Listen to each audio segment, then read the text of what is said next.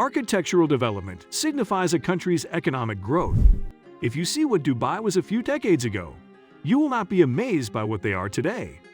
They converted a desert into a tourist destination and business hub, where people from around the world come to either visit or to do business.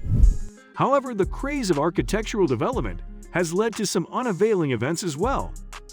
So if you sometimes wonder where your tax dollars end up, we've got the answer for you: failed, outrageously expensive megaprojects. Let's talk about them.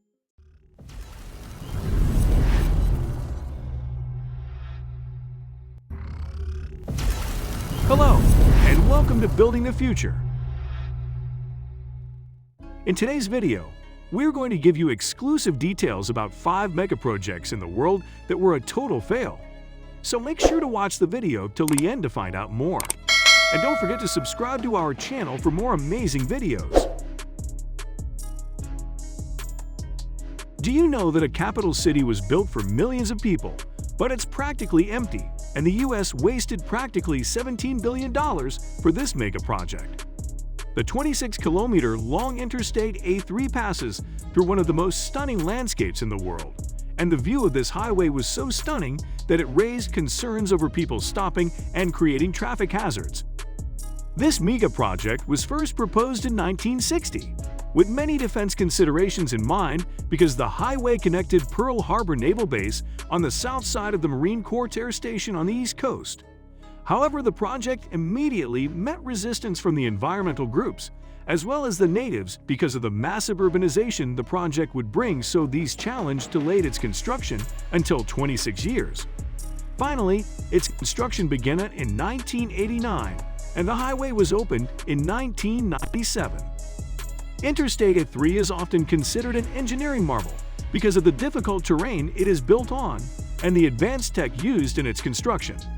The total cost of construction was $1.3 billion, which is about $50 million per kilometer, which turned out to be the most expensive cost per kilometer in the entire world.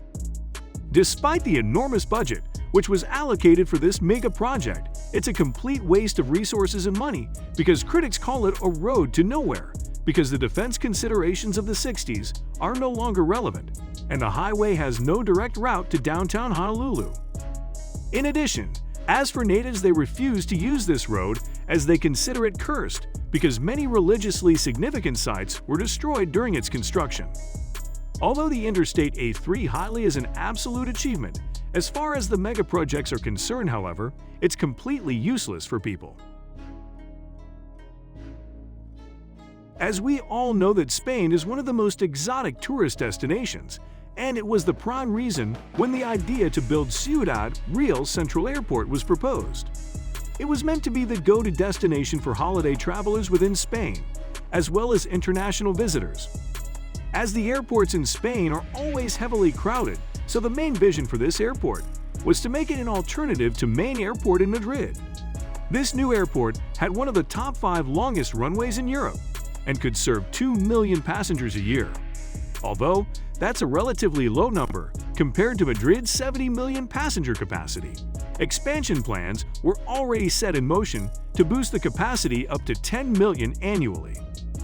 So this mega project finally became operational in 2009. However, these plans came to a halt in 2012 when the company behind the project went bankrupt.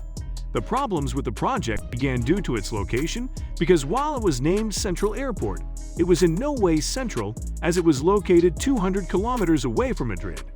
Therefore, passengers avoided traveling for hours to get to the remote location, and most of the big airlines also preferred carrying flights from the capital.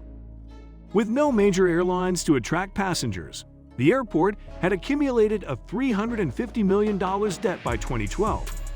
Unsurprisingly, the airport was put up for auction in 2013, and after multiple auctions fell through, including an outrageous $12,000 offer, the airport was finally sold to new owners in 2019. After that, while COVID destroyed many businesses, it gave this airport a new lifeline.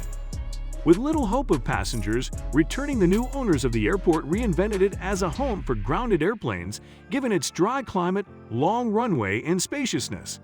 This new storage approach gave the airport a much-needed business opportunity.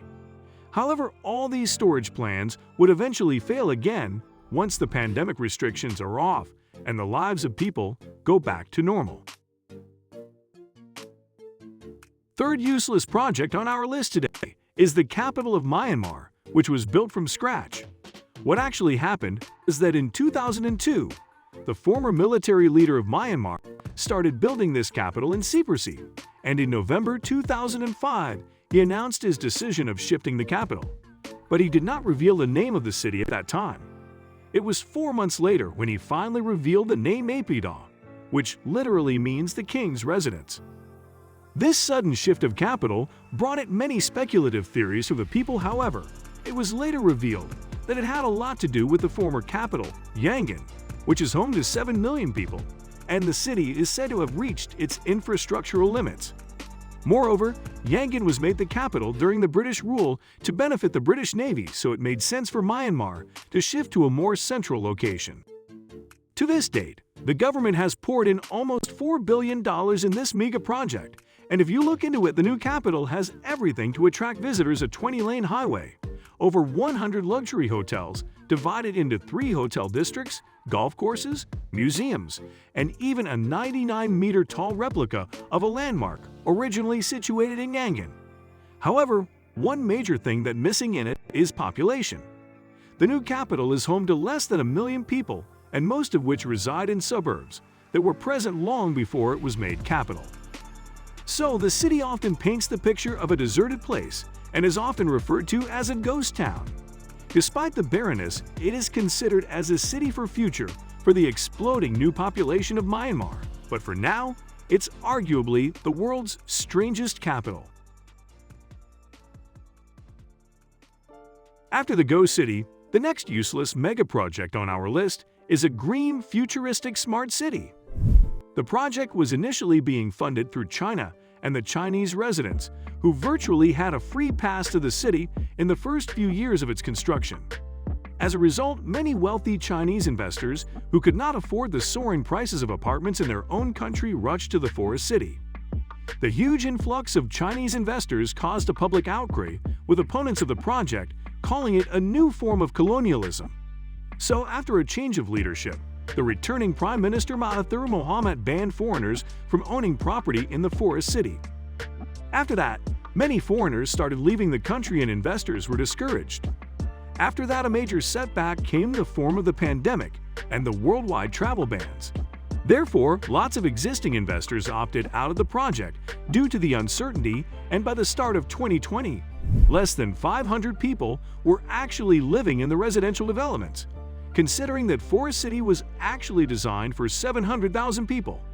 So this mega project was too futuristic and too much politically challenged to be successful.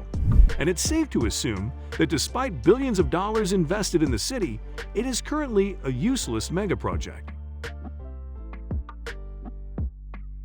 We will conclude our list with another useless mega project that was planned in a view of a sensitive global issue. To deal with the problem of growing nuclear waste on Earth, the U.S. authority set about finding a permanent solution to the problem by disposing the waste deep underground. In 1987, Yucca Mountain in Nevada was identified as the best location to dispose of the nuclear waste in a tunnel complex, which was 300 meters down under Yucca Mountain. The prime purpose of selecting this mountain was that it is made of volcanic ash formed millions of years ago, so it would be able to absorb radioactive emissions. However, there was huge opposition from the general public, as well as Congress representatives, as it was believed that the site was unsuitable for a repository, as it runs the risk of contaminating a nearby water source. Despite all the conflicts, Nevada seems to have won the battle after 4 decades.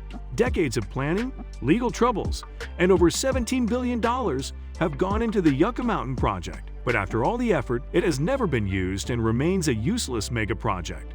We hope you enjoyed the video. We will be back soon with more amazing content, so stay tuned. And don't forget to like our video and subscribe to our channel so you don't miss any of our latest updates. If you have a suggestion for our next video, please leave a comment down below. Thanks for watching.